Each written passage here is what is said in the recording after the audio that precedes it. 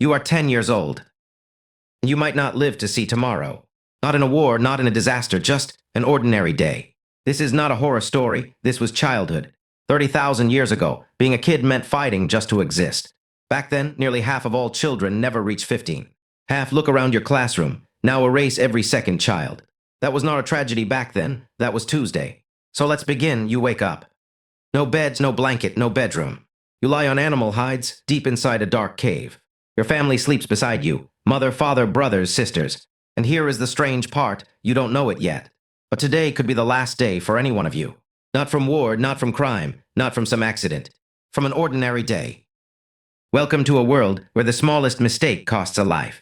And here is your first problem. You are hungry. Not snack hungry, days hungry. Yesterday, the tribe caught almost nothing. Your stomach has been screaming for hours. Today, you just open a fridge. But fridges won't exist for another 30,000 years. No food means no food. And the scary part, you don't know when you'll eat next. Maybe today, maybe tomorrow, maybe in 3 days. Now think about this, you are only 10. Your body is growing. You need more energy, not less. And that's the cruel twist. Children suffered hunger the most. And believe it or not, hunger isn't even the worst part. Because outside, another problem is waiting, the cold. The temperature drops far below freezing. No modern coat, no thermals, no heater. Just animal fur and fire. And if the fire goes out, the night becomes very, very long. But here's something even scarier. You step outside, and you see prints in the snow. Big, fresh wolf. Today, wolves mean pretty nature documentaries. Back then, a wolf was not a cartoon. It was a real threat. Especially in winter, especially when food ran low. But here's where most people get it wrong. Kids didn't fear wolves the most. There was a fear far worse. Getting lost. Picture it, you wander a little from camp. Maybe you saw an interesting animal. Maybe you were picking berries. Maybe you just drifted off. Then you turn around and you realize you are alone. No cave, no parents, no smoke from the fire. Just trees, snow, and silence. Today you'd grab your phone, GPS, a call home. Back then, sometimes getting lost once ended the story forever. And that is exactly why kids learned fast. By 10, you knew things that sound impossible today. You could read animal tracks like text messages, memorize an entire landscape, predict the weather, spot danger before it spotted you. In fact, a 10-year-old could outsurvive most modern adults. And here's a fact that surprises everyone. You barely played the way kids do today, because almost every game was secretly training. Throwing stones, running, climbing, tracking animals. Every single one could save your life one day. Now imagine the scariest moment of all. Your father leaves to hunt. To you, it's an ordinary morning. He's done it 100 times. But here's the problem, he might not come back. Ever. One strike from a horn, one wrong step, one desperate predator. And it's over. Today, we rarely think about it. But you live in a world where every goodbye could be the last. And that is why family means so much more to you. Because without them, you have almost no chance. No parents means no protection. No food, no knowledge, no future. But the deadliest thing wasn't the wolf at all. It was invisible, and it was everywhere. A small cut, a bad tooth, dirty water. There are no antibiotics, no clean bandages, no doctors. A scratch you'd ignore today could end you in a week. And children's small bodies fought it the hardest. The grandmother knows plants that help. Willow bark, honey. Sometimes it works, sometimes it doesn't. So what does a day actually look like for you? There's no school, but there's no day off either. At sunrise, you fetch water and firewood. You watch the little ones while the adults hunt and gather. You learn to make tools by copying your father. You memorize which berries feed you and which ones kill you. Get that wrong once, and there's no second guess. Now here's a question. Did Ice Age kids have toys? You'd guess no. Survival leaves no room for play, right? Wrong. Archaeologists found tiny carved animals. Little ivory figures worn smooth by small hands. Some of the oldest dolls on Earth are 30,000 years old. Because no matter the era, a child is still a child. And here is the fact that breaks people.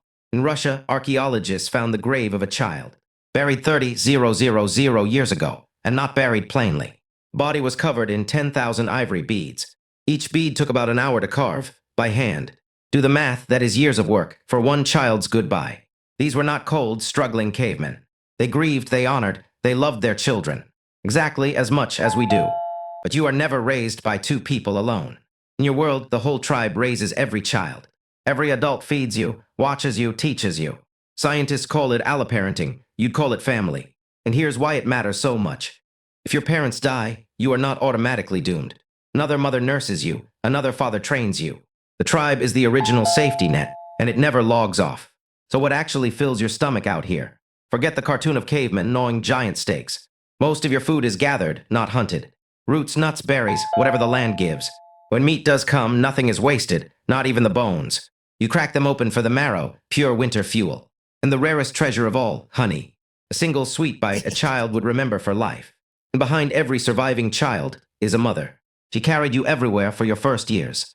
She fed you from her own body for 3, even 4 years. Why so long? Because soft food for babies didn't exist. Her milk was your medicine, your water, your shield. A mother who survived childbirth was your greatest luck. Because childbirth itself was one of the most dangerous things of all. And then comes the season every parent feared. Winter, the cold months were the deadliest for children. Food vanished, the cold dug in, the sick got sicker. The fire became the most precious thing your family owned. You slept piled together, sharing every scrap of warmth. Every morning you survived was a small, quiet victory. Nobody clapped, nobody noticed, you just made it. And deep in the caves, children left something behind. On the walls among the great paintings, handprints. Small ones, tiny fingers pressed into ancient stone. Some of the oldest art on earth was made by kids. Just like a kid today, pressing a painted hand on paper. A child saying the most human thing there is. I was here, I mattered, I lived. In childhood, it ends early. By 12 or 13, you join the real hunt. There's no ceremony app. You earn your place by surviving it. A teenager here carries adult responsibility. Your whole life is squeezed into very few years. Most people back then never saw 40, which is why a grandmother was almost a miracle. But here is where it gets beautiful. Despite all the fear, the hunger, the cold, the wolves, you still laugh. You play, you dream. You listen to stories around the fire, and you look up at a sky full of stars. A sky so clear, most modern humans will never see it. And you have no idea that 30,000 years later, someone watches your story on a screen. But here is what hits the hardest. You survived, your parents survived, your ancestors survived. Generation after generation after generation. Through the cold, through the hunger, through the wolves. Through a world that tried to kill them every single day. And if just one child in that endless chain had died young, you would simply not exist. Not your friends, not your family, not a single person you love. All of it hangs on children who woke up in dark caves and found the strength to survive one more day. So next time you open the fridge or climb into a warm bed, remember one thing. You are the dream those children never knew they were fighting for. You are 30,000 years of survival, live like it.